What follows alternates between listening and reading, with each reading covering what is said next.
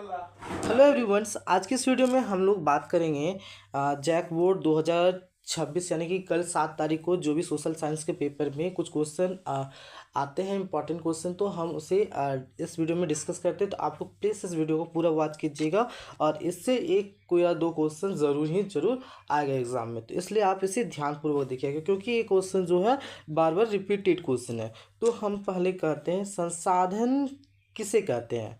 तो संसाधन एक ऐसी चीज होती है जिसका उपयोग कोई व्यक्ति अपनी लाभ के लिए करता है। ऐसी वस्तुएं जिनका उपयोग मनुष्य अपनी आवश्यकताओं को पूर्ति करने के लिए करता है, संसाधन कहलाता है। संसाधन पर्यावरण में उपलब्ध सभी चीज़ें मनुष्य के लिए उपयोगी हैं, वह एक संसाधन है। जैसे वायु, जल, भूमि आदि, इस सभी में क्या है, संसाधन है।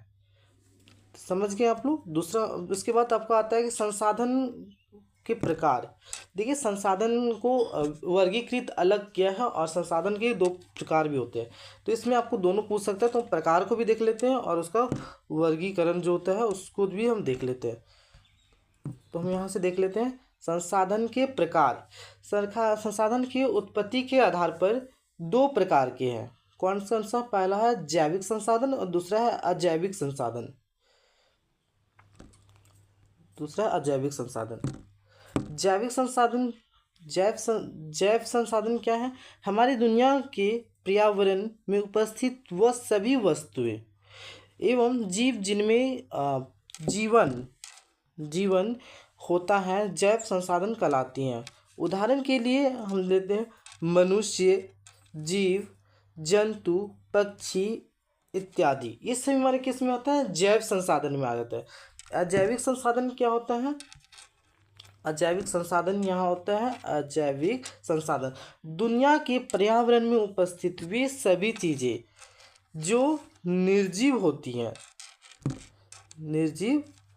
हैं अर्थात जिसमें जीवन नहीं पाया जाता है, अजैव संसाधन कहलाते हैं। उदाहरण के लिए चट्टान, पत्थर, धातु इत्यादि। नेक्स्ट हमारा आता है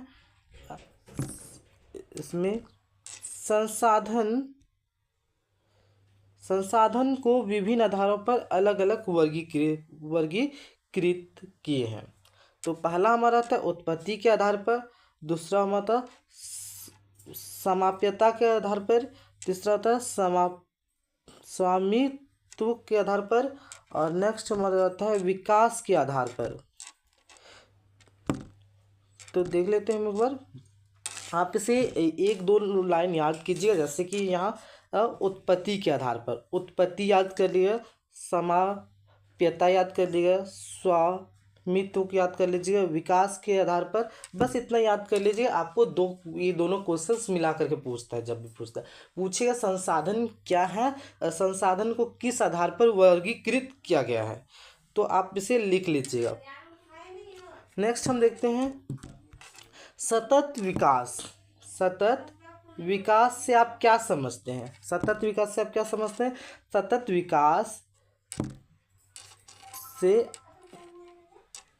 विकास से तात्पर्य ऐसे विकास है जिसमें वर्तमान पीढ़ी की आवश्यकता की पूर्ति इस प्रकार की जाती है भविष्य की पीढ़ी की आवश्यकता से समझौता ना हो। इसमें प्राकृतिक संसाधन का समुच्चय, संतुलित और विवेकपूर्ण उपयोग किया जाता है ताकि पर्यावरण को नुकसान ना हो पहुँचे। ये हमारा हो गया। और इसके बाद पूछिए क्या आपको सतत विकास की मुख्य विशेषताएं क्या हैं, तो मैं यहाँ उसको भी हम लिख के रखे हैं, तो आप लिखिएगा।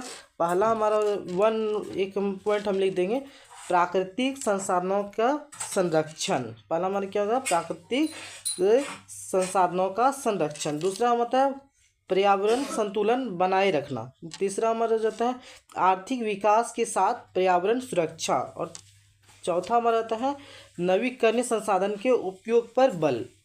इसका हो गया। कुछ इसका एग्जाम्पल के लिए हम ले लेते हैं, जैसे वर्षा जल, सौर एवं पवन ऊर्जा का उपयोग, वनों की कटाई एवं रोककर वृक्षारोपण करना। समझिए, तो आप ये दोनों आपको क्वेश्चन मिला कर देगा। अब यहाँ पूछेगा, एक क्वेश्चन आ जाता है कि मृदा अपरदन किसे कहते हैं। मृदा अपरदन किसे कहते हैं, आपको ये क्वेश्चन ये जरूर पूछता है, बहुत बार इसको एग्जाम में पूछा है, आप लोग इसे जरूर कर लीजिएगा। तो इसका क्या है, मृदा अपरदन वह प्रक्रिया है जिसमें हवा, पानी या मानव गतिविधियों के कारण उपजाऊ मिट्टी की ऊपरी परत बह या उड़कर नष्ट हो जाती है। इससे भूमि की उर्वरता घट जाती है और कृषि प्रभावित होती है। जैसे कि बाढ़ आता है, कहीं नदी या बगल में जितने भी क्षेत्र रहते हैं वो सारे मिट्टी वहाँ का बहा जाता है, उसी को हम लोग मृदा अपरदन कहते हैं। नेक्स्ट हम देखते हैं इसमें क्या होता है, मृदा अपरदन के प्रकार। तो हम इसमें जो लिखा हुआ है, सीट अपरदन, रील अपरदन और गली अपरदन, और एक होता है पवन अपरदन। तो हम पहले देख लेते हैं सीट अपरदन क्या होता है। सीट अपरदन, आप सीट अपरदन वह वर्षा का पानी मिट्टी की ऊपरी परत को पतली चादर की तरह बहा ले जाता है, उसे ही सीट अपरदन कहते हैं। देख लीजिए, इसमें 2 पॉइंट याद कर लीजिएगा, मिट्टी की ऊपरी परत और को पतली चादर की तरह बहा ले जाता है, इसे हम कहते हैं सीट अपरदन। रील अपरदन क्या होता है, जब पानी छोटे नालों धाराओं के रूप में मिट्टी को काटता है तो उसे रील अपरदन कहते हैं। गली अपरदन किसे कहते हैं, जब पानी के तेज बहाव से गहरी खाइयाँ बन जाती हैं या सबसे गंभीर प्रकार है। जैसे कि देखते हैं कभी कि गली में कहीं पे पानी बार बार बहा रहा है तो वहाँ का मिट्टी सारा बहा जाता है, उसे ही हम गली का अपरदन कहते हैं। पवन अपरदन, तो जब तेज हवा रतीली या सूखी मिट्टी को उड़ाकर ले जाती है तो मरुस्थलीय क्षेत्र में होते हैं। तो चलिए हम इस वीडियो को यहीं पर करते हैं और आप लोग इस सारा क्वेश्चन को कर लीजिए। जैसे